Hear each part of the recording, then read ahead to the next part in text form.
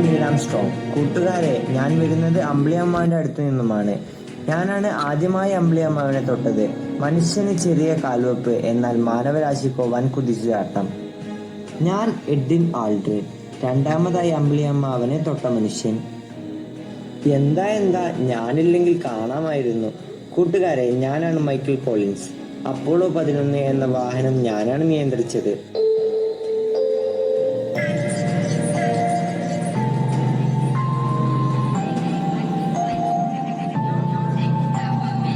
കൂട്ടുകാരെ, നമ്മൾ അധിവസിക്കുന്ന ഭൂമി ഉൾപ്പെടുന്ന സൗരയുധത്തെ ഒന്ന് പരിചയപ്പെട്ടാലോ?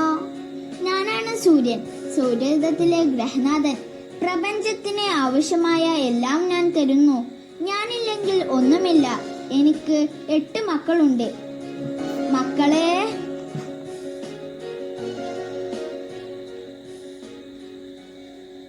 ഞാനാണ് ബുധൻ.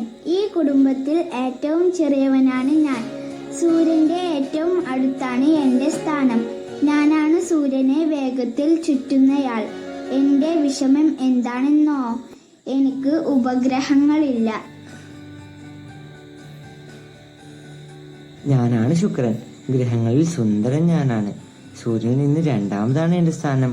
ഭൂമിയുടെ വലുപ്പത്തിൽ സാമ്യമുള്ളതിനാൽ ഭൂമിയുടെ ഇരട്ട എന്ന് ഞാൻ അറിയപ്പെടുന്നു. സൗരയൂഥത്തിലെ ഏറ്റവും ചൂട് കൂടിയ ഗ്രഹമാണ് ഞാൻ. എനിക്കും ഉപഗ്രഹങ്ങളില്ല.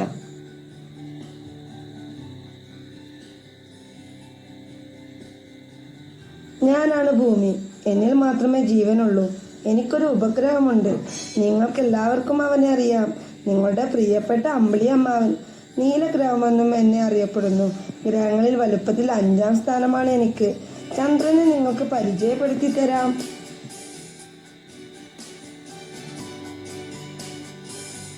ഞാനാണ് ചന്ദ്രൻ. ഞാനും ഭൂമിയും ഒരുമിച്ച് നിൽക്കുകയുള്ളൂ.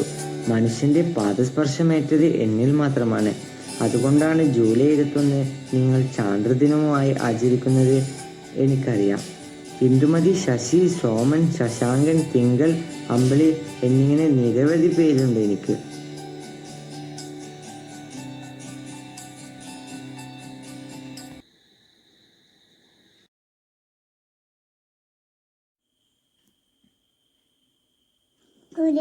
സൂര്യനെ ഞാനുമുണ്ട്.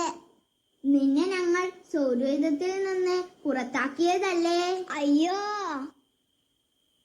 ശരിക്കും 9 ഗ്രഹങ്ങളാണ് ഉണ്ടായിരുന്നത്.